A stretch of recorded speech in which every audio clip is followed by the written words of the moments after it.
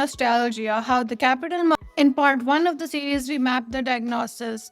The 21st century has been defined by the exhaustion of cultural innovation to a point wherein we are now referencing the references, copies without originals, signs reflecting only other signs. But a diagnosis without casual analysis is incomplete. Something does not stop working for no reason. Systems do not stagnate in vacuum, and if the creative industries have lost the capacity to produce something genuinely new, the explanation is not that talented people have stopped being born.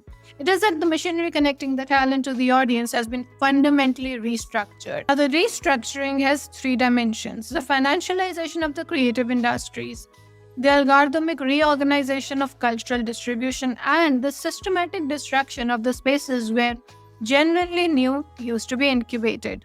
Each reinforces the other. Together, they have created a system that is remarkably efficient at producing and distributing cultural product, but structurally incapable of producing cultural innovation. Financialization demands cultural predictability, which discourages creative risk. Algorithms reward familiarity, which reduces the audience for unfamiliar work. The destruction of incubation spaces eliminates the places wherein risk takers could develop their craft without immediate market pressure.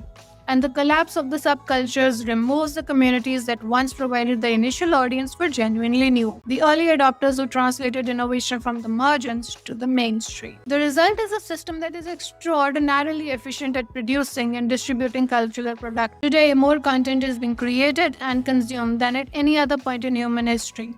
But structurally, it's incapable of producing cultural innovation. It is a machine that is optimized for recirculation and not creation. Volume without direction, speed without movement. And the market is beginning to notice. The critical question for anyone who follows these industries from a business perspective is whether the stagnation is commercially sustainable. For a long time, it did appear to be. The luxury sector posted record revenues, streaming platforms grew their subscriber bases, franchise films dominated the box office.